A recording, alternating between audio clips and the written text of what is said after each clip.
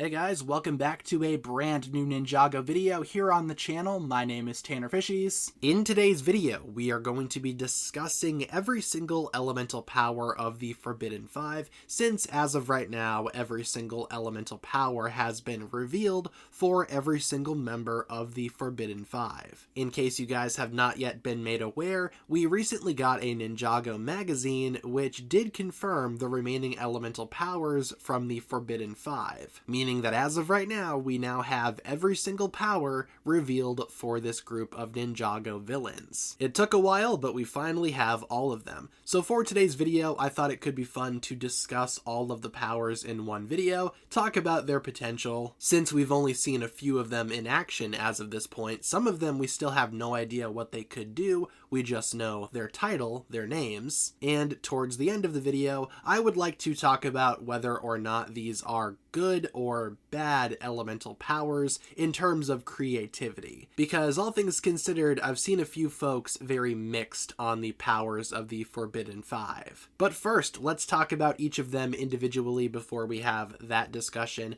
First of all, we have Nokt, who has the elemental power of brute force, which I will say is not the most interesting sounding elemental power out there, because I think it's very straightforward. Now, we do see Nokt using this power on the official poster for Dragons Rising Season 3. It appears to be a nice red color, which is very common throughout the remainder of the Forbidden 5 as well. I feel like all of their powers are going to be red in color. More on that momentarily, but Nokt can be seen using this power on the poster.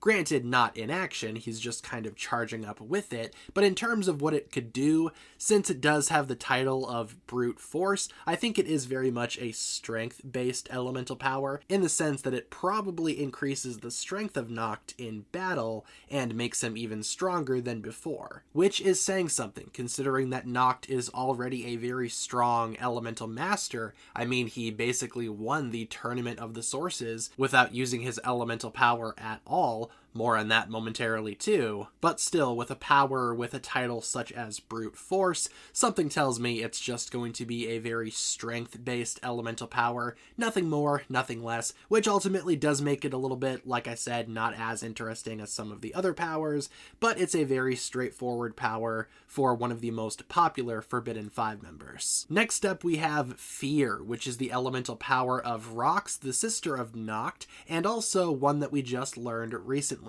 Now, like I said in my initial video talking about the news, I think Fear is a very good power for Rox, because just look at her. She is a very scary character in terms of her design. She has that mask with all of the sharp teeth, very much representing fear, even without using her power. Now, speaking of which, we never see Rox use her power in the show, nor did we see it used in the teaser, so Rox's power of fear is rather mysterious at the moment. However, just given the name, I think I have an idea as to what it could be. In my opinion, Rox could be able to send her opponents into a very fearful-like state of mind, in the sense that maybe she could show them their greatest fear, make them relive it over and over again, and that's how she fights. She fights psychologically, not so much physically, rather instead focusing on attacking her opponent's mind, which I think is already very scary compared to some of the other Forbidden 5 members. I've seen other folks suggest that maybe Rox is capable of making illusions of sorts, again going after her opponent's greatest fear, but instead of attacking their mind and getting involved with their psyche, maybe she just makes illusions and that's how she attacks her opponent's greatest fear. Either way, I think Fear is also a very good elemental power just in terms of a power, and I for one think it works incredibly well with Rox, again just given her design. Next we have Misfortune, which is the elemental power of Zark, which we did see in the teaser. Very briefly, but Zark can be seen using his elemental power on a truck. It is also red in color, just like Nokt's power is. And with Zark using his power here, he kind of attacks the truck and makes it immobile, which, again, considering the name of the power and what he did to the truck, suggests that Zark's elemental power allows him to play around with luck, and kind of toy with the idea of making his opponents unlucky or, again, unfortunate. This power, in my opinion, is also very strong because it can turn the tide of battle in an instant, because luck is always on the side of Zark here, given that he can literally play luck to his favor. Again, changing the circumstances of his opponents and making them very unlucky and more likely to lose the battle against Zark. I feel like a lot of people kind of ignored this power when it was first brought up and kind of wrote it off,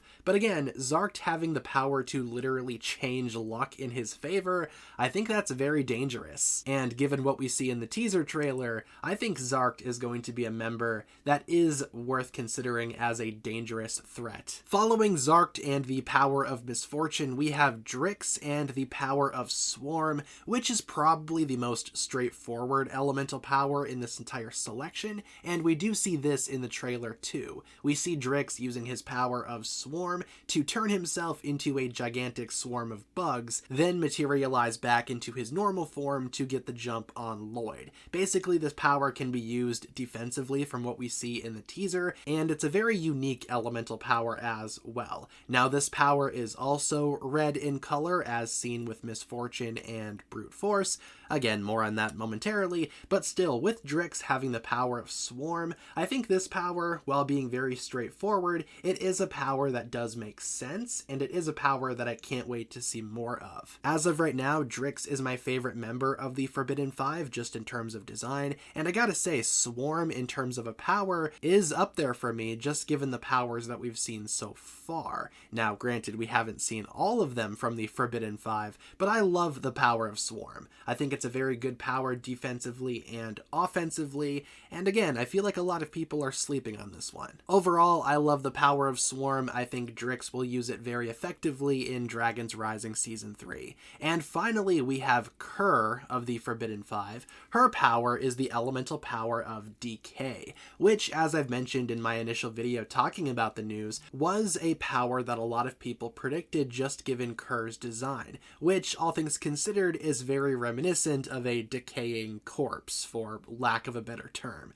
Kerr literally looks like a dead body. So the power of Decay, I think, makes sense given Kerr's design, but what exactly could it do? A lot of people are suspecting that Kerr could have the ability to literally decay anything that she touches, which could spell doom for pretty much any opponent that takes her on. A lot of Ninjago fans are suspecting Kerr's elemental power to be one of the most broken powers on the team, and I can see why. I'm not sure if we will see Kerr decay a person, but I feel like if Ninjago really wanted to drive up those stakes, maybe we could see Kerr deal some serious damage to the ninja. Again, we have not seen Kerr's power on display just yet though, so her power could literally be anything, but given the name, again, it sounds very dangerous. Now, it is worth mentioning that all of these powers do appear to be red in color, like for example when we see Nokt or Zark or Drix use their powers are presented as being red in color, which in my opinion makes sense considering that all of these powers canonically do tie back to Thunderfang, and Thunderfang's color scheme is primarily red. Remember, the Forbidden Five are not natural elemental masters. They were given their powers by Thunderfang artificially. More on that here in a second. And because of that, the powers of the five could be connected in the sense that they are not able to use them until all of the five were freed from nether space, which could explain why we did not see Nokt use his power during the Tournament of the Sources. The other members of the Forbidden Five were not freed just yet. But still, all of these powers do come from Thunderfang, and they are technically not real elemental powers, at least from what we've seen so far. Which brings me along to my next question here. Are these bad or not so creative elemental powers? There have been a lot of complaints from Ninjago fans talking about how Dragon's Rising has introduced some very lame elemental powers, and I do agree to an extent that not every single power that we've seen in Dragon's Rising has been exciting or all that creative, but in terms of the Forbidden Five's power powers. I do like all of them, and I do think each one will be effective overall. I'd say my least favorite is probably Brute Force with Nokt, just because it seems very, I guess, uninspired. Compared to the other powers like Fear, Misfortune, Swarm, Decay, Nokt's power is kind of my least favorite, but still it's not terrible. It's not the worst elemental power that I've ever seen or heard of, and it makes even more sense when you remember that these are artificial powers made by Thunderfang. These are not real, natural elemental powers. These are supposed to be, for lack of a better term, fake elemental powers. So the elemental aspect of things, in my opinion, doesn't really apply to these powers, because if anything, these are just kind of genetically manufactured, very engineered elemental powers. Again, unnatural elemental powers. So all things considered, I feel like these powers do make sense, and I am excited to see them in action, and I'm super curious to see especially the ones that we only have the name for. But of course, that'll pretty much wrap it up for my thoughts here. Feel free to leave all of your thoughts down below in the comments. What exactly do you think about each of the powers of the Forbidden Five? Do you like them? Do you not like them?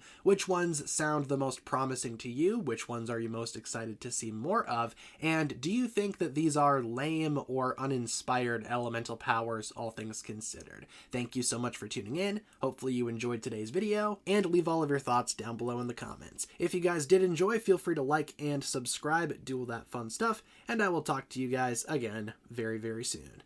Peace.